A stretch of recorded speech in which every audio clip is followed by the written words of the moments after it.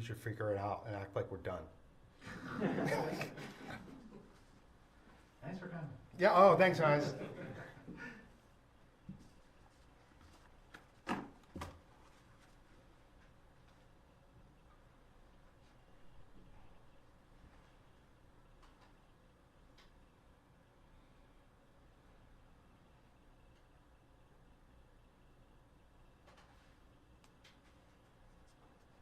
So at the end, the mulch boxes are working, and you're still using these, or you scrap that and you're going with that? Yeah, okay, because you wouldn't use, It right. just sounded too echoey and weird. All right, we'll have to look into that. That's not the first time I've heard that. It's always kind of been weird, yeah. You know, I know, because you're usually the one that tries to plug in. Mm.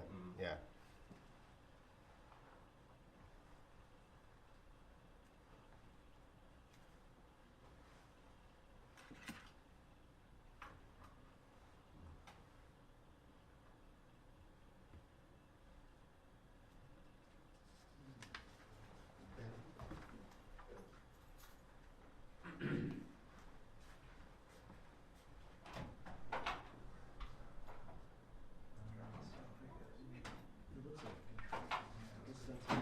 Oh, no worries.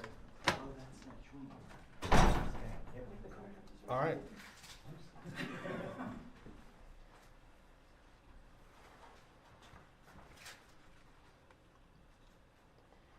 Well, good afternoon, everyone. My name is Brad Rudolph. I'm the Deputy Communications Director for PennDOT in the Philadelphia region. I'm joined by our District Executive, Dean Abazi, and our Senior District Executive for Maintenance, Tom Rogel, to help with any questions you might have following this briefing. PennDOT District 6 is well prepared and ready for what might be the largest winter storm of the season and perhaps many years across southeast Pennsylvania. This storm should be treated by travelers as a potentially serious weather event, and we hope everyone will make the accommodations to avoid travel if possible during this winter storm. As we head into the weekend, we continue to monitor the forecast and coordinate efforts with regional transportation agencies, state and local police, PEMA, and other emergency services to stay on top of the weather so that we can provide the best service possible under these extremely challenging circumstances. Winter advisory messages will be posted on message signs across the region and will be closely coordinated between our regional traffic management center here and the State Traffic Management Center in Harrisburg, and they'll be adjusted based on conditions. Beginning at midnight on Saturday, so early Sunday morning, Tier 4 restrictions will go into place on all interstates across the state, including the Pennsylvania Turnpike. Tier 4 restrictions means that no commercial vehicles are permitted on these roadways. Additionally, all school buses, commercial buses, motor coaches, motorcycles, RVs, motorhomes, and passenger vehicles that are towing trailers are not permitted on affected roadways while the restrictions are in place. These restrictions will be lifted as soon as it is safe to do so.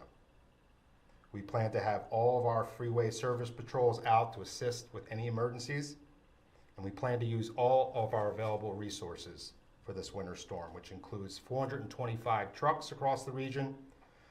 That includes more than 160 state trucks, more than 260 contractor trucks across Bucks, Chester, Delaware, Montgomery, and Philadelphia counties. Now, should we need additional manpower, we have equipment and emergency teams on standby from other parts of the state to help with any clearing operations or other urgencies. To help us with our winter operations this year, we have 89 municipal agreements in place in southeast Pennsylvania, including the city of Philadelphia, to clear snow and ice from state-owned roadways within their boundaries. That totals about 2,500 state snow lane miles of our 11,000 plus state snow lane miles just in this region. Salt is not a concern for us. We have more than 70,000 stockpiled across this region alone. And while salt is helpful to melt snow and ice, it does require two factors to be effective: traffic and temperatures above 20 degrees. Both are unlikely for this winter event. Because the latest system is predicted to start as snow, we were able to activate our anti-icing program this morning. Crews are out spraying salt brine on expressways, major roadways and other key arteries across the region to help prevent snow from bonding with the asphalt or concrete pavements during the early stages of a storm. Once snow begins to fall, operators will be spreading salt to keep the pavement wet.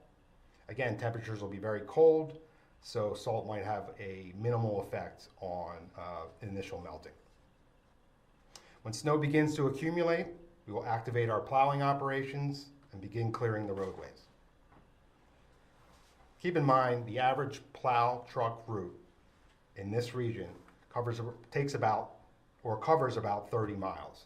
So depending on traffic and the intensity of the storm on interstates, it could take 2 or 2.5 hours to get back to the starting point. Plow routes on other major routes can take up to 3 hours, and then on lower traffic roadways can take up to 4 hours, meaning roads will oftentimes not be completely free of snow and ice, especially when heavy snow is falling. Our equipment operators have an enormous amount of responsibility during a storm as they plow snow, monitor computers that control the flow of salt, monitor pavement temperatures, and keep eyes on traffic and possible roadside obstacles. We urge drivers to allow plenty of space, at least 6 car lengths between them and plow trucks, so operators can perform their jobs effectively and safely. Do not try passing a plow truck or maneuvering between them, especially in a plow line. The best place to be is at a safe distance behind these trucks. We will continue to treat roadways throughout the storm until after precipitation stops and roads and shoulder areas are clear. With this storm, we are concerned about strong winds. We have crews on standby ready to assist with any emergency situations on state highways, including the removal of downed trees. Now, if you absolutely must travel, and we recommend that you don't unless it's essential, drivers should be prepared to face snow and ice-covered roadways, poor visibility, and changing weather conditions. We advise motorists to check out 511 PA, the app or the website, or call 511 from your phone to check real-time traffic information. Online, you can view our traffic cameras to check winter conditions, restrictions, and use our AVL system to track plows in your area. We also urge drivers to remove all the snow and ice from their vehicle before they head out. Allow extra time to reach your destination. Maintain at least twice the normal following distance between themselves and the vehicle in front of them. Turn on your headlights when your wipers are on. Drive at a reduced speed, avoid distractions, and of course, always wear your seatbelt. It is also critical to carry an emergency kit in your vehicle, especially if long-distance travel is planned. This kit should include items such as non-perishable food, water, first aid supplies, and any other items that might be necessary for families to have for kids, for pets, or medications. More information on that, how to prepare for any of these emergencies, is on the Ready PA webpage on pa.gov. With that, I'll open it up for questions for me, our District Executive, Dean Abazi, and Tom Rogel, our Senior District Executive for Maintenance. With the snow expected first and then freezing rain, what sort of concerns and how does that change your approach to the storm? Tom, go ahead. Why don't you step up here? Sure. Would you mind giving your name? Sure. My name is Tom Rogel, R-O-G-A-L, and I'm the Senior Assistant District Executive for Maintenance here. Everything Brad touched on is under my purview here in the district. Freezing rain does add another layer to the equation. The benefit is we're getting the snow first. So we won't have that sheet of glass scenario, which is the most dangerous for the motoring public as well as my operators. It really will not change our approach, with the exception of we have different types of plow blades through technology in this day and age, where some actually have sandwiched rubber in between them to help them conform better to uneven road surfaces and clear off slush and slop. With this type of event, we will be using the standard steel bladed plows. So they'll be able to cut through that material and push it off. It all depends. Everything varies by temperature. It really is a science to winter. I was doing some preparing for our discussion here today, and what people aren't aware of, and Brad did touch on, is the lack of the ability for salt to work in very cold temperatures. It does work, But an example would be 1 pound of salt will melt about 46 pounds of ice and snow at 30 degrees, and at 10, 15 degrees, it's about 1 pound to 5 pounds.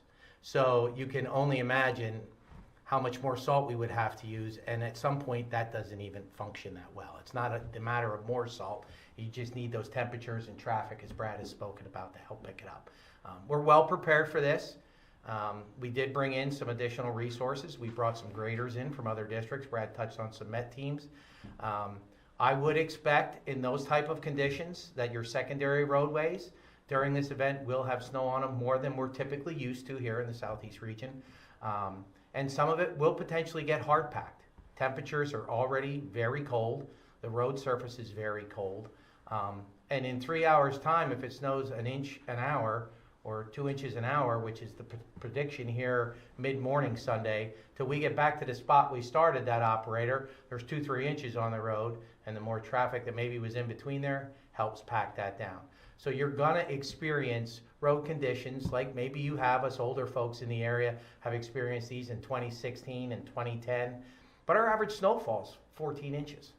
We could get that tomorrow in one storm. So it's a bear, but we're equipped for it. We can handle the situation. We've done this.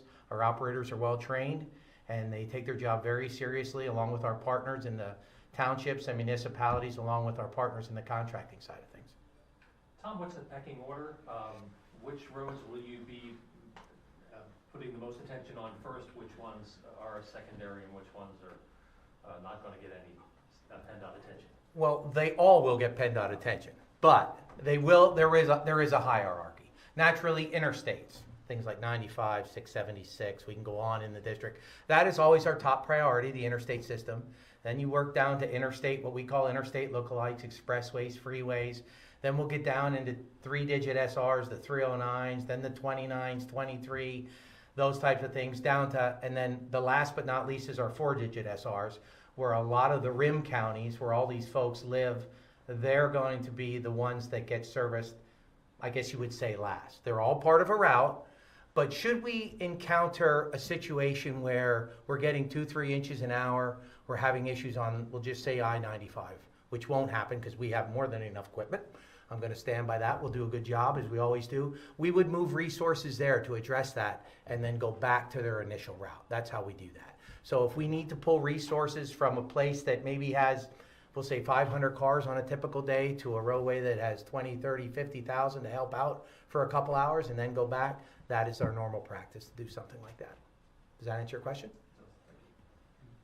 Yes. You talked about just how much salt's going to be needed, and Yes. you talked briefly about how much PennDOT has in reserves, but you're also hearing from local townships that are having issues. We have heard both in Chester and Montgomery County there could be some supply issues for local towns. How do they go about getting help from PennDOT if they need it? Yes, there is a process in place. They need to reach out to their emergency management director in their county. At that point, that will be moved up to PEMA. And once PEMA reviews it, then it works its way back through the chain to myself, my county manager, and one of my assistants. We look at the supplies we have on hand and see that we can help them out in terms of, because we have salt on order as it is.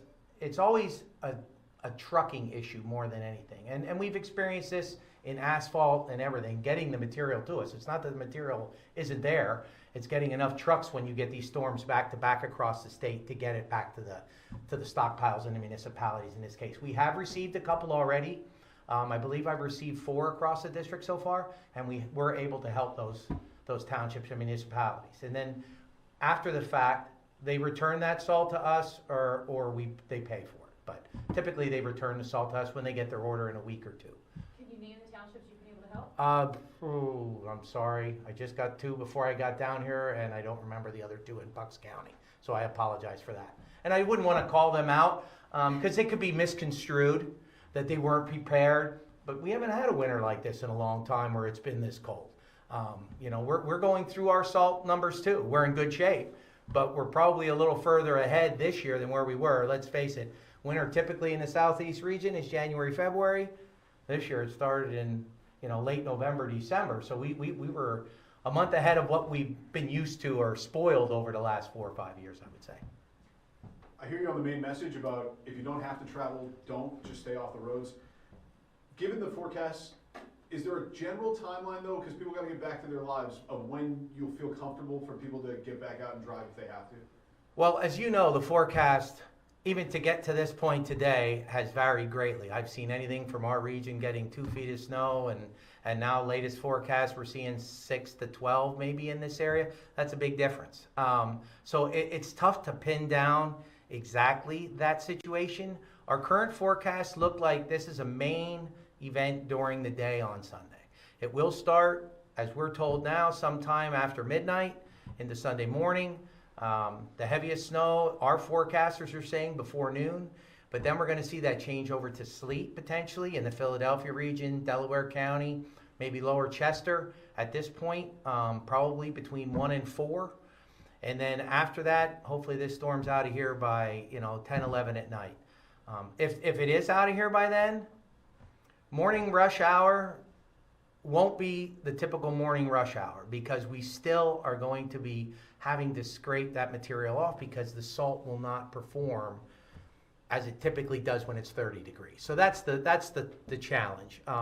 I would ask people if they have any ability to work from home, take a day off. Monday be your day to do that, or take a half a day. Give us the time we need, because once those vehicles start moving early on Monday morning, you're really hampering our operations, because we're in, I wouldn't say, we should be in cleanup mode, but that means the shoulders still got 2 foot of snow on them. You don't have places to pull off, you get a flat tire, because we're still actively working the storm.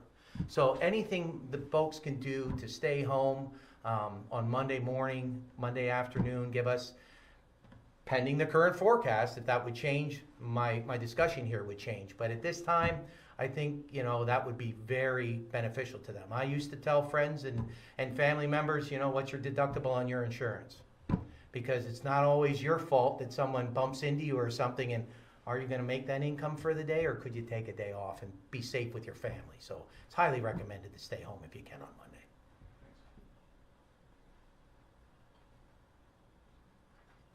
All right, thank you, folks. Thank you. They were good. Sure. Yep. And it is what it is, right? Yeah. Thank you. Scratch out the phone number. Just kidding. Never call you. Sure. Anybody else need a card with my name on it to get it done right? Thank you so much. Sure, you're welcome. I'll take one. Sure. Thank you. Excellent. Sure, thank you so much. Oh, boy. Oh boy, Kyle. Yeah. I've done it now. Well, thank you guys.